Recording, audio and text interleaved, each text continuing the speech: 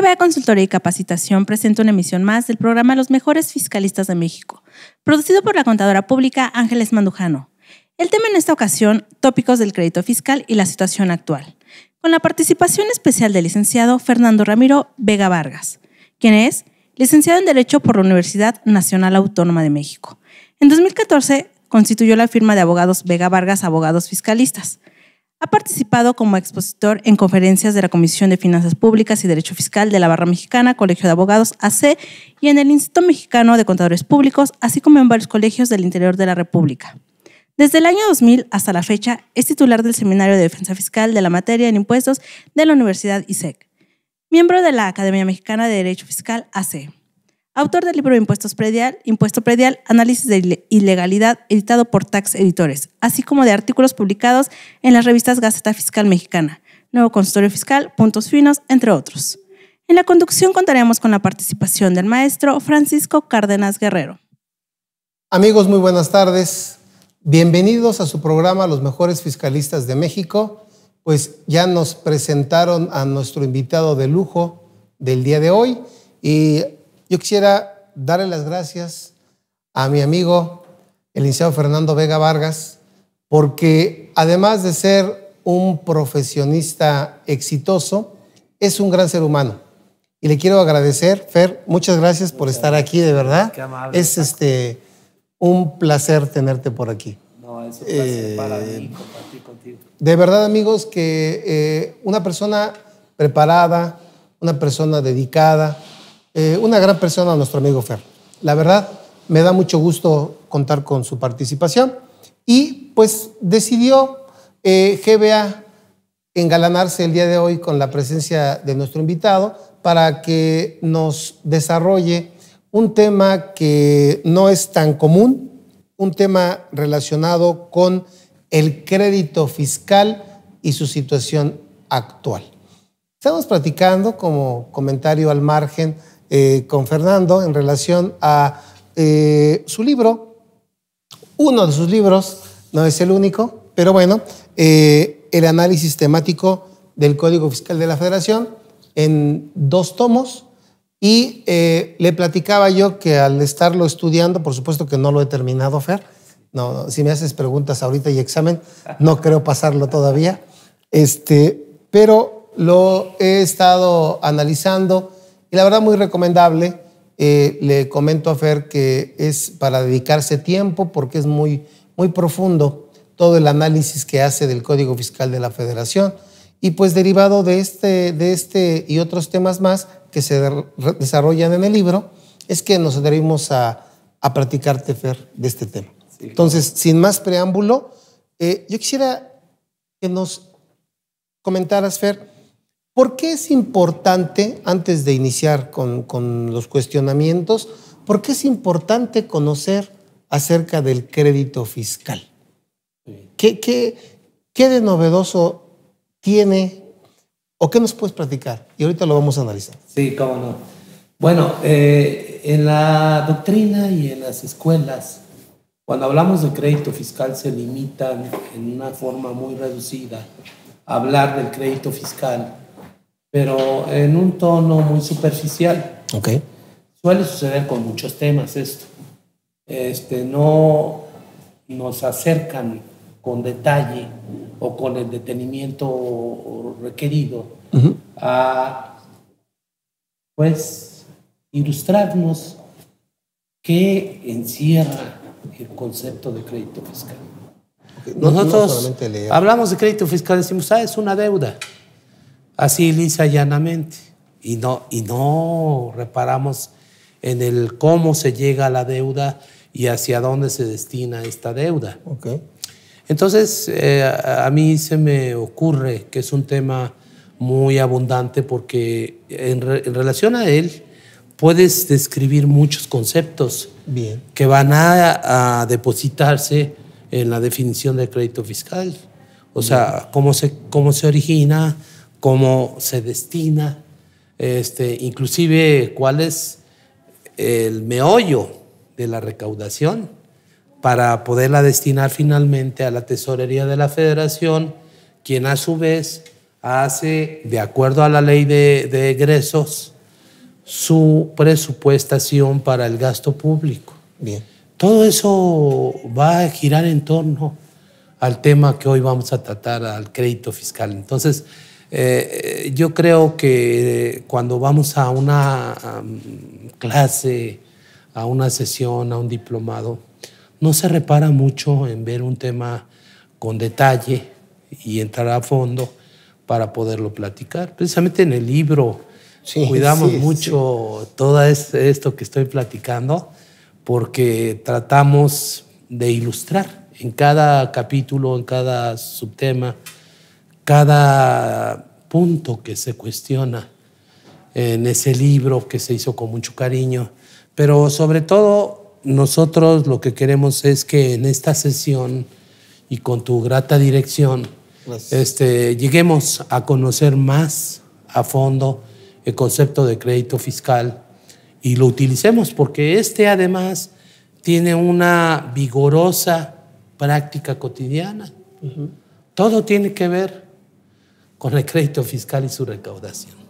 En este sexenio te puedo garantizar que se recaudó más que en ningún otro sexenio, porque hubo muchos factores. Bien. En relación a los adeudos, tenemos primero, cuando es obligación fiscal, la gente cumplió. Cuando se hizo crédito fiscal, las autoridades intervinieron a la recaudación. Intervino la Prodecom como un gestor de cobranza. Y por mala suerte para este sexenio y parte del de Felipe Calderón, hubo consigna de parte de las autoridades de que los tribunales recaudaran a través de tribunales, a través de sentencias que favorecieran al Estado, y pues con un poquito de duda sobre el principio de justicia, sobre la imparcialidad en la impartición de justicia. Entonces, no lo digo yo, esto simplemente es un resumen de la experiencia profesional. De ver los antecedentes nada más. Sí, y muchos colegas se duelen de eso, ¿no? Claro. Y otro factor que influyó mucho en la recaudación para este sexenio fue la tremenda capacidad de negociación que hubo en los cimientos de auditoría, en donde tristemente también hubo corrupción. Entonces ahí se coludían con el contribuyente, hacían sus negociaciones, pero finalmente se recaudaba. Entonces, si vamos sumando que el tribunal estaba a favor del Estado, que los créditos fiscales se hicieron en su mayoría exigibles, fueran correctos o no, déjame comentar eso. Sí, claro. En realidad, podrías pensar en que había contribuyentes que pagaban más de lo que debían, tristemente. Okay. O sea, habían cumplido con sus obligaciones fiscales, llegó la autoridad revisora, fiscaliza y dice, estos comprobantes no pasan, te disminuyo tus deducciones, te aumento tu base gravable, etcétera. Y terminaban negociando a través de la Prodecom acuerdos conclusivos, por ejemplo, o recomendaciones para quitas de multas, por ejemplo, o reducciones de multas. Sí. No los demás accesorios, casi en todos los casos. Entonces, el nivel de recaudación fue inmenso, muy alto. Te puedo casi apostar que no dan las cifras ciertas de los niveles de recaudación. Tan importantes. Son mayores, son mayores. ¿A dónde fue a parar todo ese recurso recaudado? Bueno, suponemos que una gran parte fue al gasto corriente, pero la otra parte la desconocemos, no sabemos. Sí, claro. ¿Dónde quedó? Como no supimos dónde quedó las donaciones para los afectados de los sismos. Qué caray, Fer. Pero bueno, es muy interesante la argumentación en relación a la importancia del crédito fiscal, porque también muchos de nosotros lo confundimos, ahorita lo habías mencionado, con la obligación fiscal. Sí. No es lo mismo, ¿verdad, Fer? No es lo mismo. Platícanos cuál es la diferencia. ¿Cómo debemos entender esa diferencia? ¿Cómo no? Mira, realmente esto tiene su raíz, como siempre, en la obligación de contribuir al gasto público que establece el artículo 31, fracción cuarta de la Constitución, y los principios de proporcionalidad, de equidad, destino de gasto público, justicia tributaria. Todo eso que conlleva el artículo 31, legalidad, de donde se deriva o emana la obligación de los mexicanos de contribuir a sufragar el gasto público. Bien. Desde ese momento, entonces, se retoma en las leyes federales las hipótesis de causación y en las leyes locales sus correspondientes hipótesis de causación. Y a nosotros nos toca contribuir al gasto público de la federación o, dependiendo del lugar de que residas, a las entidades federativas. De ahí, entonces, baja de las leyes la obligación ya existente en una ley ya vigente, en donde, de acuerdo a los hechos o actos que tú generas, se produce la obligación fiscal. Esa obligación fiscal es natural, o sea, tú tienes la obligación de contribuir a sufragar el gasto público. Esa obligación incluye otras más. Bien. Que son declarativas, informativas, de tolerancia o de pago, por ilustrarlo. Entonces, mientras yo estoy en condiciones, pago, condiciones de pagar una obligación tributaria, precisamente estoy en el parámetro de que es la obligación tributaria, no es crédito fiscal. Okay. Naturalmente es una obligación de pago que yo tengo de acuerdo a mis ingresos, de acuerdo a mi capacidad de crear riqueza. Okay. Y puedo generar otras contribuciones, pero estamos hablando del impuesto sobre la renta. Bien. Y en el impuesto sobre la renta lo que se grava es la fuente de riqueza. Mientras yo estoy en la fecha de pago, de la obligación de pago, de esa contribución de que se trate, impuesto al valor agregado, impuesto sobre la renta, IEPS, la que sea, o los impuestos locales, mientras yo estoy dentro del plazo para pagar, sigue considerándose en la doctrina como obligación pura. ¿Qué pasa cuando transcurre la fecha límite de pago y yo no pagué, tenía un saldo a cargo, no liquidé, no cubrí el adeudo? Entonces emerge ya la definición de crédito fiscal. El crédito ya es una deuda, ahora sí, que me puede ser requerida por la autoridad competente. O bien, que yo puedo pagar de manera espontánea, voluntaria, sin la intervención de la autoridad. Bien. Entonces, desde ese enfoque, nosotros tenemos que distinguir. De aquí a acá, a la fecha de pago límite, tengo obligación fiscal. De aquí en adelante, si tengo un saldo a cargo que cubrir, se puede convertir en crédito fiscal. Se habrá de convertir en crédito fiscal. O sea, cuando ya es exigible. Cuando ya es exigible. Así lo podríamos un poquito distinguir. Cuando sí. hay exigibilidad, ya estamos hablando de crédito fiscal. Sí, aunque habremos de aclarar, la exigibilidad del crédito fiscal, ya en el tono de exigible, sí. se da cuando el crédito fue consentido, o sea, no lo impugnaste. Bien. O te lo determinaron. O sea, no solamente que se venció el plazo. No. Bueno, mira, qué bien. Puede ser requerido, pero quizás en esas condiciones de que haya requerimiento tú puedas pelear o impugnar el procedimiento de autoridad. Bien. ¿No podemos hablar entonces todavía de crédito fiscal? No, el crédito fiscal sí existe. Bien. Lo que no podemos hablar es de exigibilidad. Perfecto. Muy bien. Es un poquito eso al revés. Es lo que quería que aclaráramos. Sí. Muy bien. Entonces, la exigibilidad se da cuando el crédito ya no hay manera de oponerse al pago. Okay. Y entonces cuando la autoridad ejerce facultades, entre ellas las facultades de ejecución, bien. Las facultades de cobro. El crédito puede ser motivo de requerimiento de pago, lo que va a dar lugar a que se incremente la deuda por la imposición de sanciones. Porque al no ser tú espontáneo, da lugar a la comisión de una infracción, no pagar. Bien.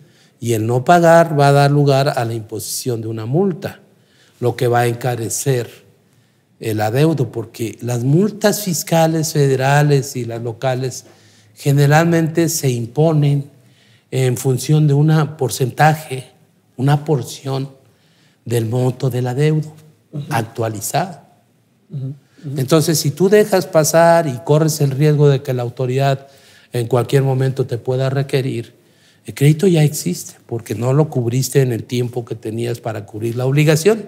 Bien. Valga la redundancia. El siguiente proceso es que la autoridad libere sus facultades de comprobación, de liquidación y de ejecución. Okay. En las de comprobación, para revisar por qué no cumpliste, en fin, para determinar en cantidad líquida si ese es o más el monto de la deuda. Y como se tuvieron que ejercer facultades de comprobación, se va a determinar a través de unas resoluciones profesa la liquidación o determinación de crédito fiscal.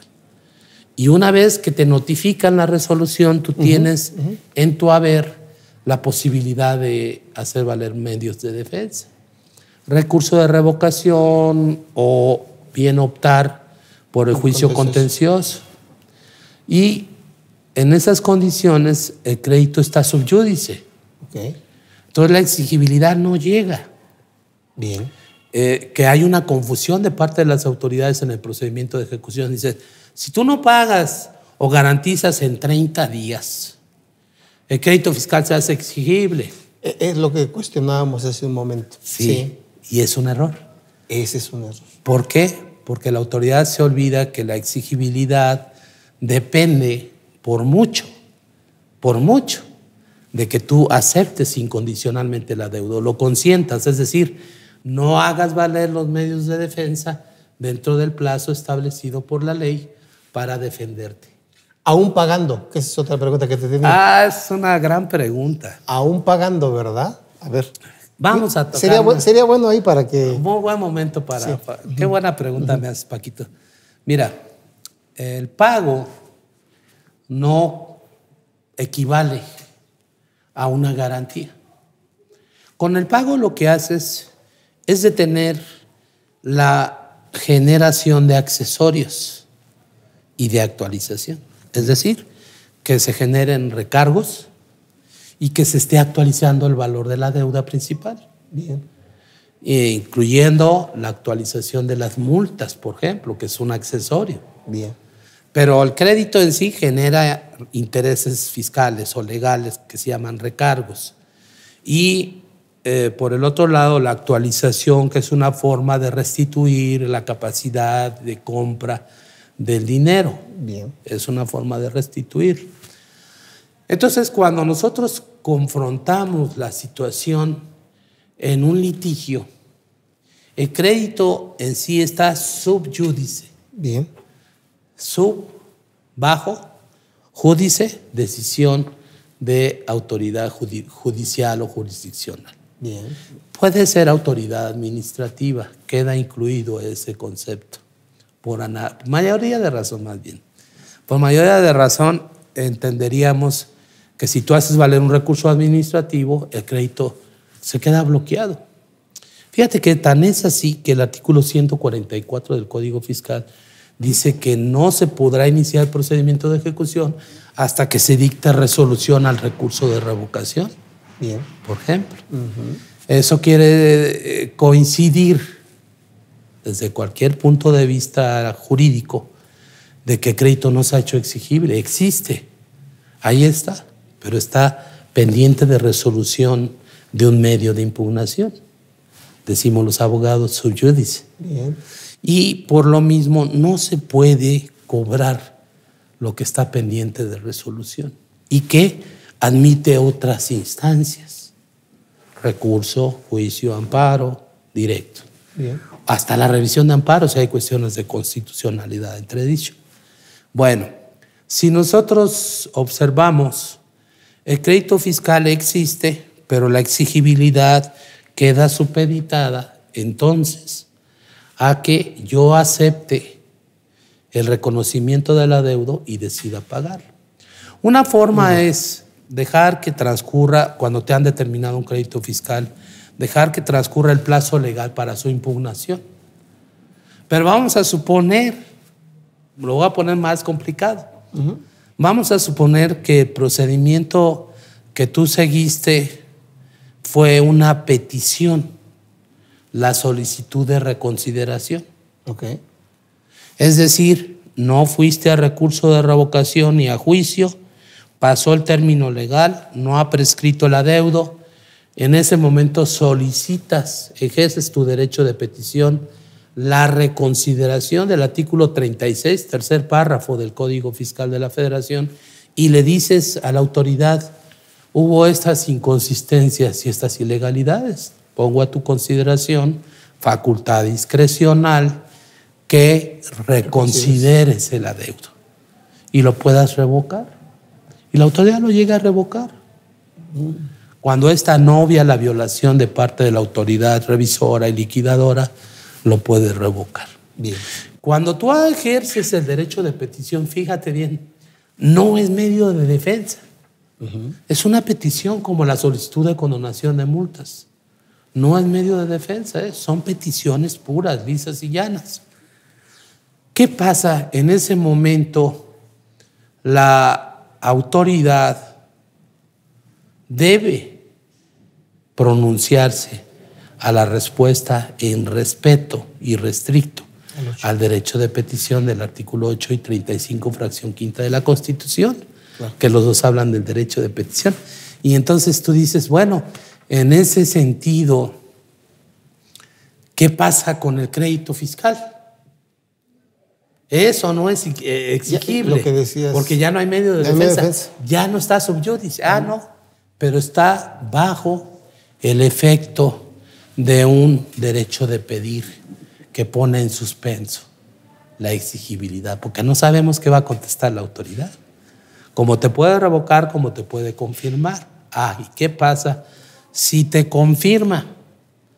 No puedes ir a las vías ordinarias de defensa. Claro, en una solicitud de condonación de multas no puedes ir a los medios ordinarios de defensa. Pero fíjate, puedes ir al amparo indirecto. Y el amparo indirecto es un medio de impugnación extraordinario ante juez de distrito. Alegas, pues, cómo se ejerció una facultad discrecional en un amparo indirecto. Y después del amparo indirecto tienes el recurso de revisión, en tribunales colegiados. Entonces, lo que empezó como una mera petición queda supeditado a lo que ocurra en el amparo indirecto o en el recurso de revisión. Correcto. Y entonces, en ese momento, vuelve a quedar sub judice. Sí, claro. Entonces, por su naturaleza, el hecho de ejercer una petición no configura el consentimiento de la deuda. Ahora, ¿qué pasa mientras yo tengo de frente un crédito fiscal que llevo a medios de defensa o que lleva una petición de reconsideración o de condonación de multas? Puede ser el caso. Bueno, sucede, fíjense amigos, sucede que yo, para que no crezca el adeudo, decido pagarlo, llevándolo a medios de defensa o a peticiones. Bien. Decido pagarlo. Y yo me puse a investigar si el pago podía referirse ¿consentimiento? Como consentimiento. ¿Es consentimiento o es garantía? Bueno, y aclarémoslo de una vez. Te iba a preguntar ahí lo de la garantía en la reconsideración. Sí, fíjate, no es garantía. En ningún artículo del Código Fiscal de la Federación, que es el ordenamiento principal en materia de procedimientos de ejecución, cobro y créditos fiscales, en ninguno se reconoce el pago como medio de garantía. Y entonces podríamos entrar en una disputa de que porque tú ya lo pagaste y no hay el pago bajo protesto que existió algunas décadas atrás, que era decir, voy a pagar pero estoy protestando porque lo voy a pelear. Entiendo. No, eso lo quitaron, se suprimió de la ley porque quedó supraentendido que el pago simplemente bloqueaba o cancelaba el adeudo. Pero, ¿para qué propósitos? Precisamente para que el deudor no tuviera la contingencia de un procedimiento de cobro. Claro. Entonces los legisladores suprimieron el pago bajo protesto y quedó en el limbo la figura del pago del crédito fiscal. Quedó escondido por ahí. Y derivado de eso, nosotros ya después de esa reforma no encontramos nunca más que el pago pudiera ser un medio para bloquear la generación de accesorios de una deuda fiscal. Y entonces la pregunta siguiente era, bueno, si ya lo pagaste, ya lo consentiste.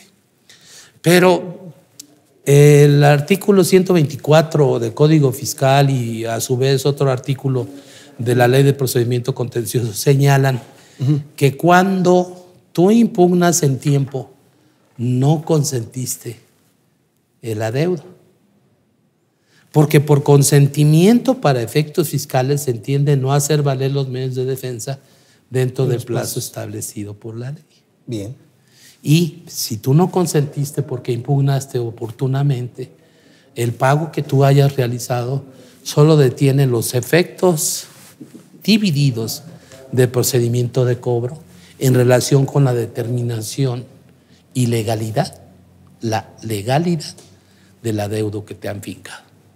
Entonces, esa es una muy buena pregunta. Muy interesante. Porque entonces no, el pago no es consentimiento. Bien. No lo dice ninguna ley, pero sí existe en el artículo 22 y 22A del Código Fiscal en materia de devoluciones el pago de lo indebido. Pago de lo indebido. Y se presupuesta en una hipótesis que cuando por culpa imputable a la autoridad tuviste que pagar el crédito fiscal, tienes derecho a que te lo devuelvan si de por medio hay una resolución favorable.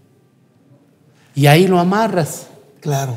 No hay consentimiento y tengo derecho a la devolución del pago de lo indebido.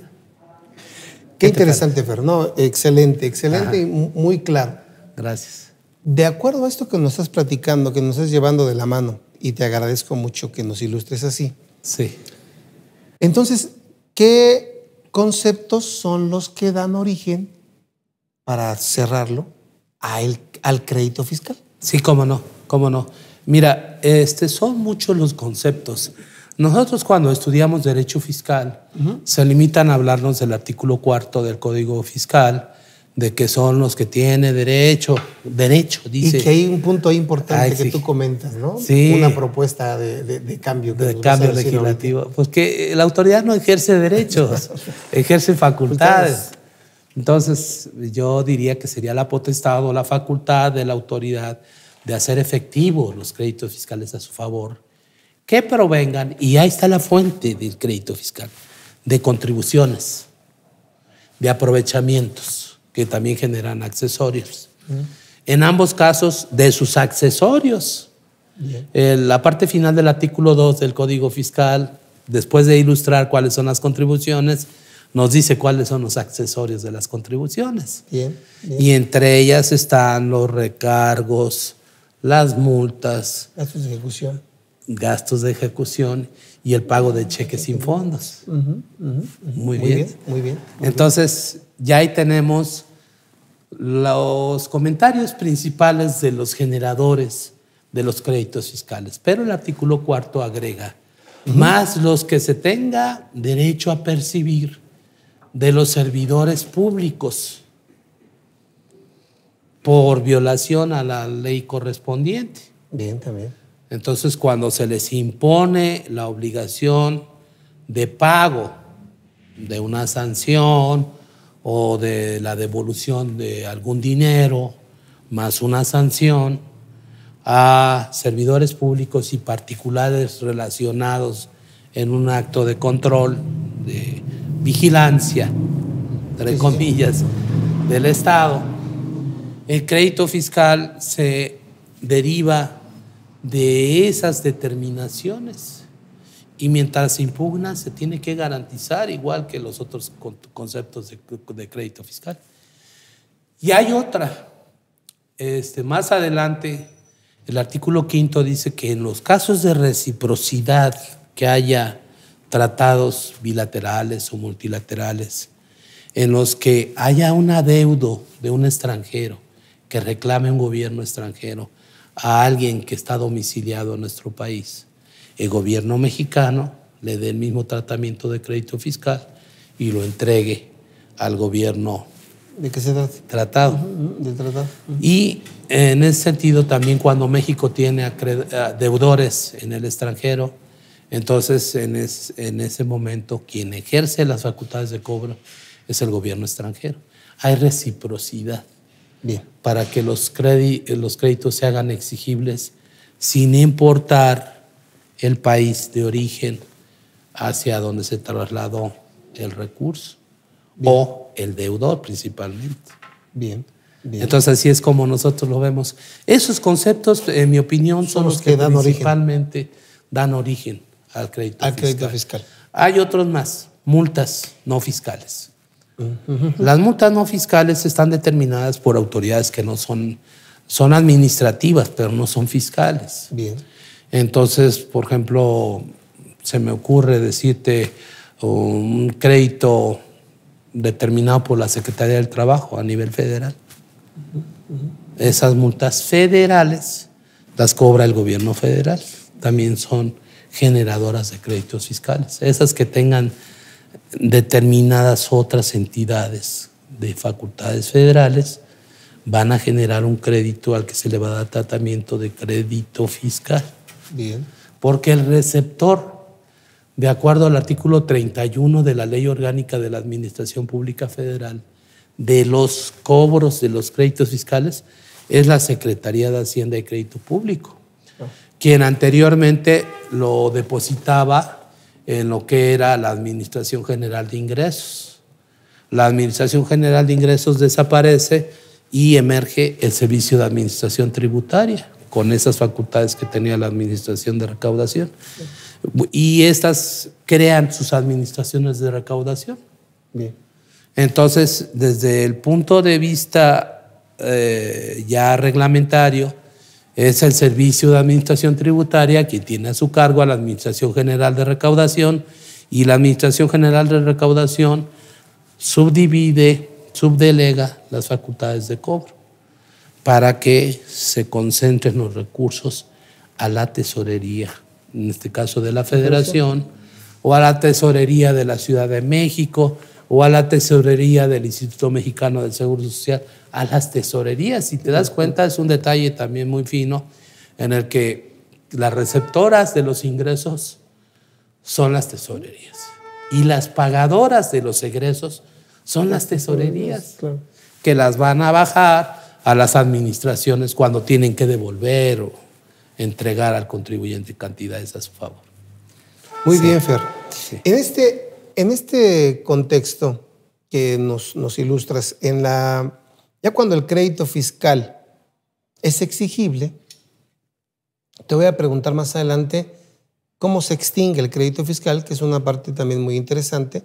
Pero antes de eso, ¿qué me puedes comentar en relación al sujeto pasivo o acreedor de la relación tributaria? Ok. ¿Qué importancia tiene en relación al crédito fiscal? Muy bien, muy interesante pregunta. Fíjate bien, vamos a platicar nosotros de que hay una relación jurídico-tributaria que emana de la obligación de contribuir al gasto público. Bien. Cuando eso se deduce hacia abajo, de acuerdo a la ley federal, tenemos de frente un vínculo. Quien va a vigilar el pago de las obligaciones fiscales y quien debe cumplir las obligaciones fiscales. El sujeto activo sobre quien tiene la potestad de vigilar que se cubran y cumplan correctamente los pagos de las obligaciones fiscales o de los créditos fiscales va a ser siempre la autoridad, sea federal o local. entidades federativas. Entonces, es sujeto acreedor el que tiene derecho a perseguir y exigir el pago de las contribuciones. Y es sujeto pasivo de esa obligación de pago sobre quien recae en términos de ley la obligación de pagar. Bien. Desde ese punto de vista podríamos decir que es fácil determinar que el sujeto activo siempre será la autoridad y, fiscal competente, y el sujeto pasivo sobre quien recae o se colocan las hipótesis de causación. Ahí los tenemos bien definidos. Acreedor, deudor. Acreedor y deudor. Bien. Ahora, sin embargo, en la vida profesional llegamos a ver casos en los que un deudor fiscal tiene un saldo a favor. Y lo que le tienen que devolver tiene que venir o producirse de los recursos recaudados, lo cual lo convierte en crédito fiscal. Crédito fiscal de un acreedor contribuyente. ¿Lo convierte en acreedor ahora? Es acreedor al saldo que le tienen que devolver. Bien, bien. Pero entonces, si bien es cierto que es acreedor, lo que debemos nosotros precisar en este momento es que el sujeto activo y el sujeto pasivo están bien definidos. Ahora el sujeto pasivo tiene un derecho de acreedor para solicitar una devolución, pero no pierde el carácter de sujeto pasivo ni se convierte en sujeto activo. ¿Sí? Sigue siendo sujeto pasivo con derechos de acreedor. Mira, interesante. Ajá. Y entonces... No se transforma completamente. No, afortunadamente. Tenemos la mira sobre la mesa, entonces una condición excepcional, que es la posibilidad de solicitar el pago de lo indebido o el pago excesivo o el pago incorrecto de una obligación fiscal que debe ser reembolsado a su acreedor. Y para esto pues se siguen también juicios y procedimientos. No creas que la autoridad de buena manera te dice, sí, ¿cuánto era más accesorios? Y ahora menos. No, sí. Y además con la política de este sexenio que termina, en donde realmente hubo mucha ventaja de gobierno. Yo podía criticar fuertemente que se portaron muy mal con las devoluciones. Claro. Porque si tú te pedías 100, te devolvían, si es que te devolvían, 40. Sin explicación ninguna. Claro. Tú pediste 100, no te dan explicación, no hay resolución de por medio, te devolvían 40. Sí, y en los casos afortunados de devolución. En otros casos no te devolvían nada. A capricho. Tú podrías demandar a la autoridad que no te devolvió, lo cual lleva a probar por qué se produjo el saldo, todo en tribunales, y un poquito los tribunales, fingiendo demencia, dicen no procede tu devolución, ¿no? Entonces, todo estaba en contra de apostarle a un juicio de devolución.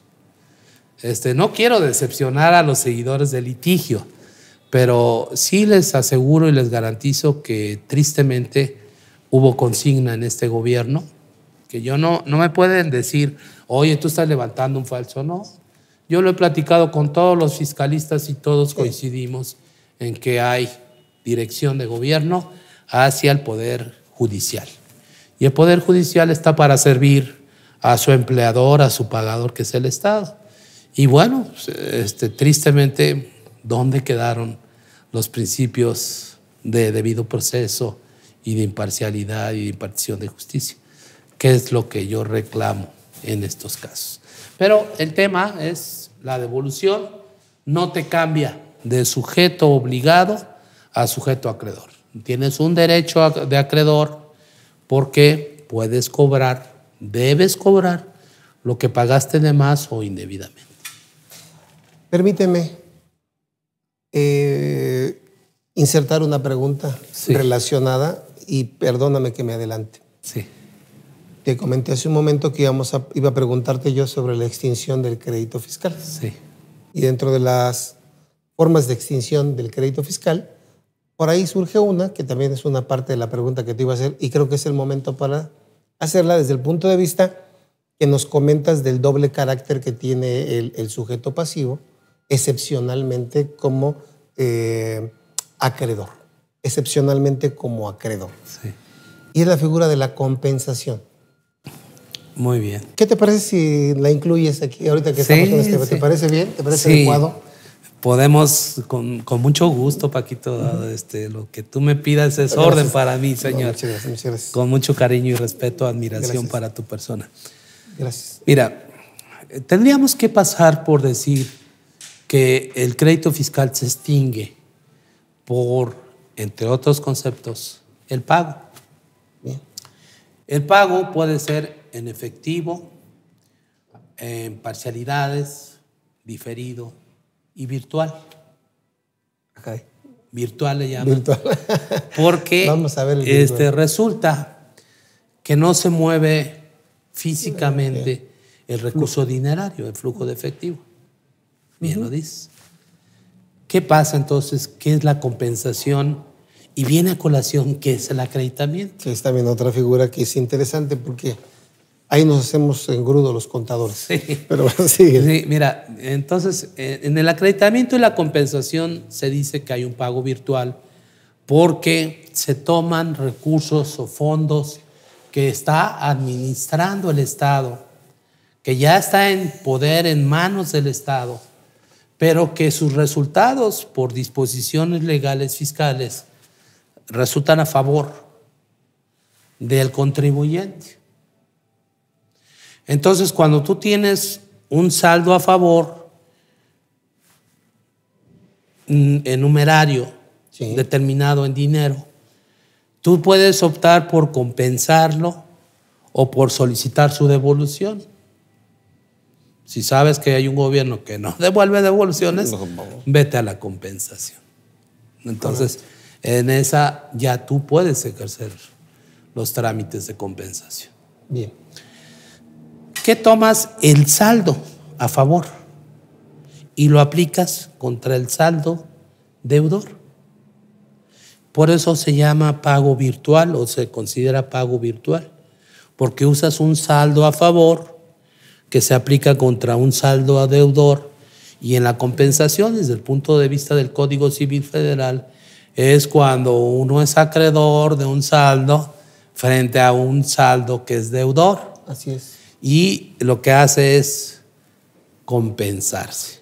Bien. Si hay un remanente, ya lo seguirás compensando. Si hay un faltante, ya pagarás la diferencia. Y si quedas tablas, con la compensación, simplemente se extingue el crédito fiscal. Bien. Lo pagaste virtualmente con un procedimiento de un saldo que ya existía. Bien.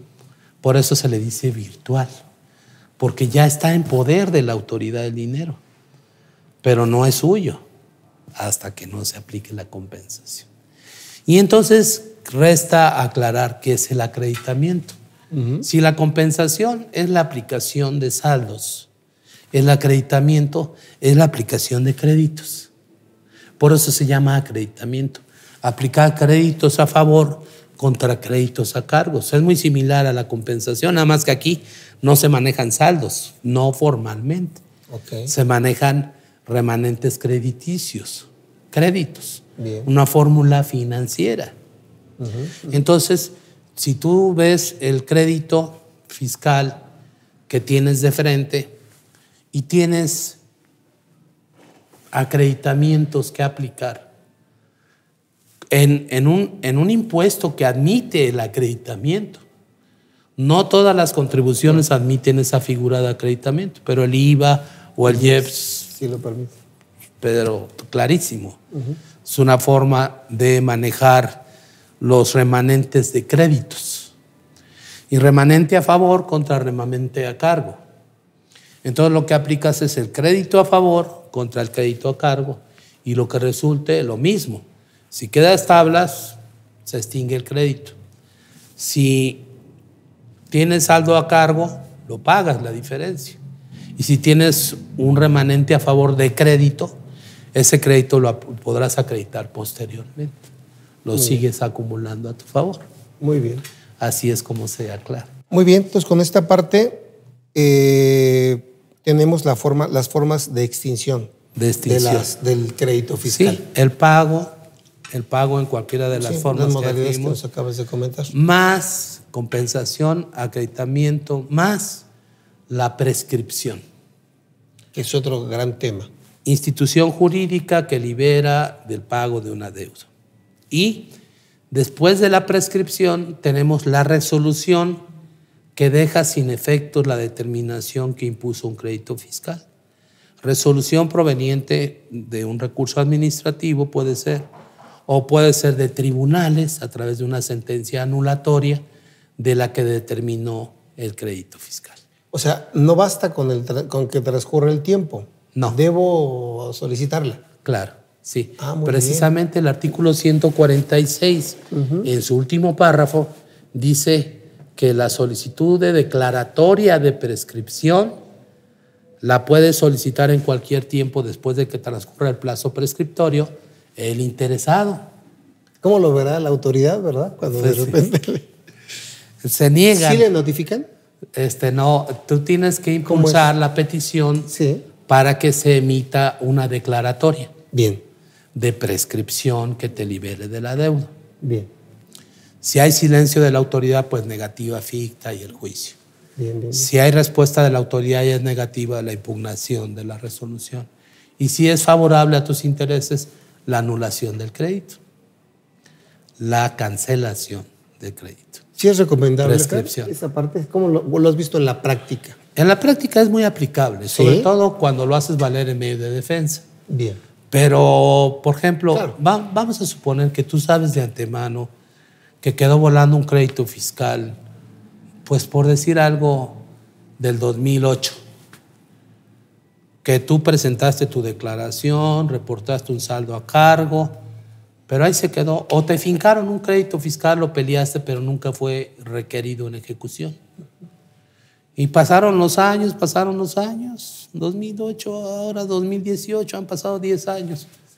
Y tú dices, oye, ¿y el crédito aquel? ¿Qué pasó con él? Nadie sabe.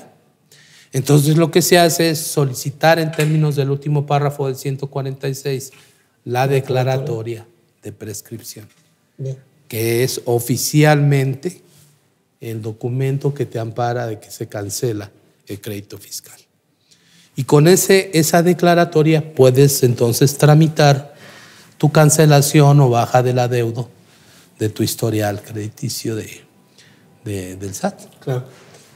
Lo piensa mucho el empresario porque dice, a lo mejor me espero, no digo nada y si me llegan a cobrar, pues interpongo los medios de defensa. Sí. ¿No? Que sería la otra forma de hacerlo. Es la otra forma, pero acuérdate, aquí yo les recomendaría a los amigos y clientes que se hagan valer el trámite de solicitud de declaratoria sin temor.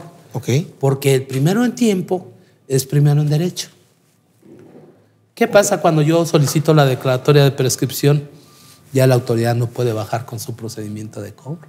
Claro. Ya no tienes que garantizar. Es bien importante. Es muy importante. Sí, claro. Estás solicitando que ya no haya adeudo. Claro. Y eso te ayuda eficazmente o eficientemente a que la autoridad ya no impulse sus facultades de ejecución. Bien. Si las impulsara, te amparas y dices, espérame, yo ya solicité la declaratoria de prescripción. Te tienen que conceder el amparo porque tú fuiste primero en tiempo en ejercer tu acción legal. A veces nos crea confusión a muchos, Fer. Perdón. Sí. La línea tan delgada que para nosotros como contadores, muchos de los contadores que nos están escuchando, la línea tan delgada entre la prescripción y la caducidad. Sí, muy buena pregunta. A veces queremos saberlo todos y la verdad es de que tenemos un concepto no del todo acertado. ¿Por qué no nos ayudas a entender un poquito más? Sí, con mucho gusto, Paquito. Y buena observación porque es una pregunta recurrente. Entre abogados te llegas a confundir, inviertes los papeles. Mira, cuando hablamos de crédito fiscal, hablamos de prescripción. Bien. La extinción por el simple transcurso del tiempo de no requerir el pago de un crédito fiscal por más de 5 años ininterrumpidamente se genera por el Ministerio de Ley. Es la extinción del crédito fiscal por inactividad del acreedor. Y eso le pasa a la autoridad y le pasa al particular en saldos a favor. Pasan más de 5 años y prescribe tu acción o derecho de cobro. Bien. Entonces, la prescripción se refiere a la extinción del crédito fiscal. En cambio, la caducidad se refiere al ejercicio de facultades revisoras y determinadoras de créditos fiscales, o sea, de donde van a determinarte el crédito fiscal. Fíjate, la prescripción extingue el crédito fiscal. La caducidad lo que extingue es el impulso de las facultades de revisión y de liquidación de la autoridad fiscal. Entonces, si nosotros clasificamos las facultades de la autoridad fiscal, podríamos decir que la facultad de revisión precede a la facultad de liquidación y ambas preceden a la facultad de cobro. Cuando se ha llegado aquí y se determinó el crédito fiscal y pasan 5 años y no te cobran, prescribió. Pero antes de esto, si la autoridad no ejerce facultades, pasan 5 años, caducó. Es la extinción de facultades, la caducidad, para determinar en cantidad líquida la existencia de una obligación fiscal. Ya no tendría problema hablar de prescripción habiendo caducidad. Habiendo caducidad, que es la principal causa de éxito de extinción. Sí. O sea, es más fácil que haya caducidad a que se produzca la prescripción. Claro. Es más fácil. Es más fácil. Aun y cuando la caducidad admite suspensión.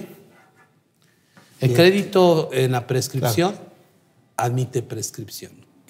Interrupción. La prescripción se interrumpe por cada gestión de cobro. Y vuelves a... ¿Y qué significa que se interrumpe?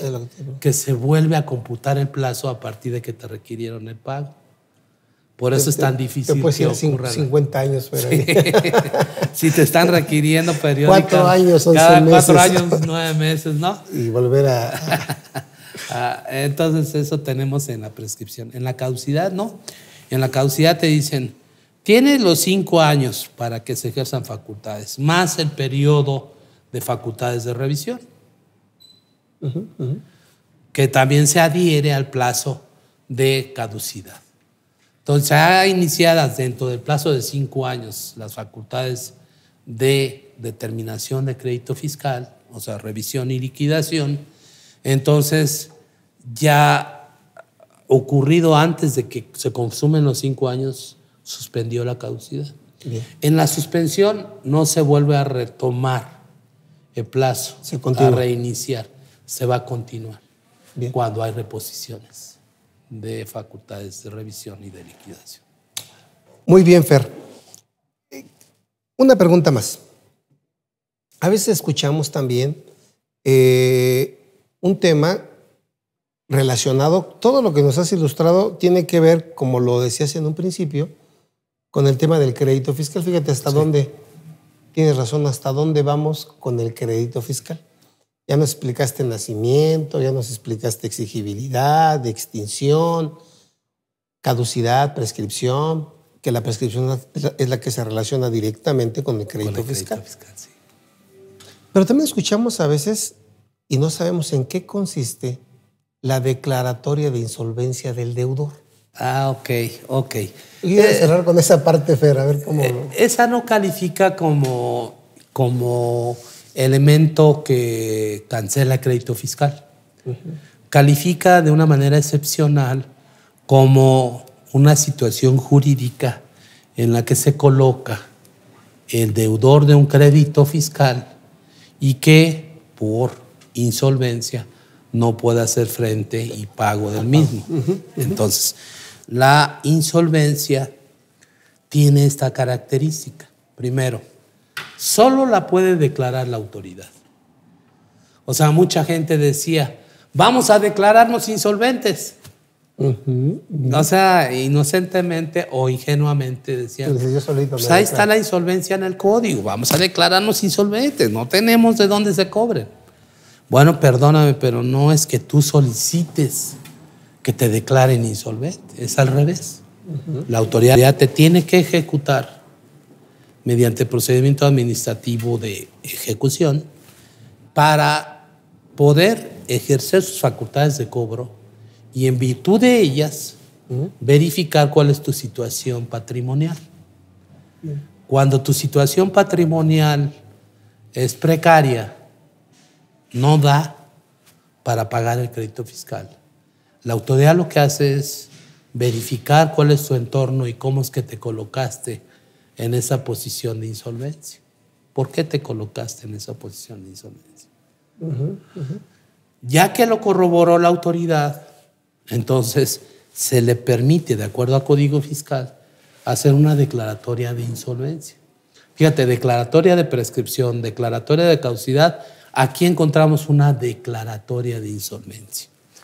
Esa declaratoria de insolvencia tiene como beneficio para el destinatario de ese beneficio jurídico, que ya se constató que no tiene con qué responder de sus adeudos, tiene como beneficio que se quedan en suspenso las facultades de cobro. Okay. Y en teoría la doctrina establecía que no se trata de llevar a prisión al deudor por deudas de carácter meramente deudoras. En materia civil se dice por deudas de carácter meramente civil. Aquí es meramente deudoras porque es crédito fiscal. Entonces, si nosotros entendemos al legislador cuando se creó la figura de insolvencia, debemos entender que, claro está, el deudor no tiene con qué responder, pero puede llegar a tener. Entiendo. Entonces, se suspende, queda en suspenso procedimiento de ejecución. ¿Qué podría pasar con ese deudor? Que solo subsista, o sea, gane lo suficiente para subsistir, pero aún así no puede responder a la deuda fiscal.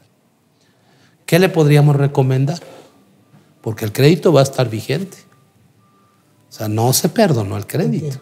Se suspendió la facultad de cobro y quedó en suspenso el procedimiento de cobro. Entonces, tú tienes que esperar a que opere la prescripción, porque cuando nace un crédito fiscal debe cerrarse el círculo hasta que se cancele. Bien. Cada uno de los créditos fiscales del país tiene un círculo. Dónde inicia, dónde se cobra, dónde se ejecuta, en fin, hasta que se cancela. Y entonces tú como declarado insolvente, lo que puedes hacer es que pasen 5 años desde que se concluyeron las facultades de cobro y solicites la declaratoria de prescripción. Bien. Y con eso sí cierras el círculo de la deuda. Qué interesante, Fer. Pues quisiera preguntarte muchas más cosas. Sí. Dentro del tintero me quedaron todavía algunas preguntas. Sí. A ver si en otra ocasión nos puedes acompañar para continuar con estas lecciones de derecho tributario. Que de verdad que aprende uno mucho. Gracias, Fachi. Y antes de despedir, Fer, a manera de conclusión, tenemos unos 2 minutitos. Si quisieras comentar algo que yo no te haya preguntado, que sea importante para la consecución del objetivo de la plática. De la plática. Bueno, mira, me gustaría, si me lo permites, platicar. Sí. ¿Qué tenemos que hacer nosotros? ¿Qué tenemos que hacer nosotros frente a la determinación de un crédito fiscal? Ya comentaba hace un momentito que el crédito tiene una circulación o es un círculo perfecto que nace y hasta que se cancela. Pero, ¿qué pasa con la mayoría de los contribuyentes? ¿Y qué pasa a nivel federal, a nivel nacional, con los créditos fiscales? Los abogados llevan la defensa, tienen éxito, ganan el asunto y ahí lo dejan. La sentencia declara la nulidad de la resolución que determina un crédito fiscal. Sí. Estoy poniendo un ejemplo. Entonces, en este caso del ejemplo, el abogado entrega la sentencia, cobra sus honorarios y todos felices. El contribuyente que fue defendido tiene en su haber una sentencia que lo libera de la deuda, ciertamente. Pero el crédito fiscal no ha sido cancelado. Sí. Y no es sino hasta que se cancela el crédito fiscal cuando se cierra el círculo. Entonces, ¿qué tenemos que hacer?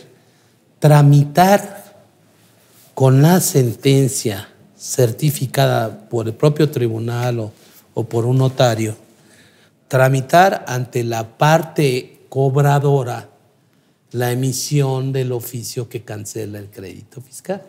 Nadie lo hace. No. Nadie lo hace, pero hay que hacerlo. Porque, insisto, el crédito fiscal en el historial crediticio va a quedar ahí, latente. Aunque no se ejecute, va a quedar latente.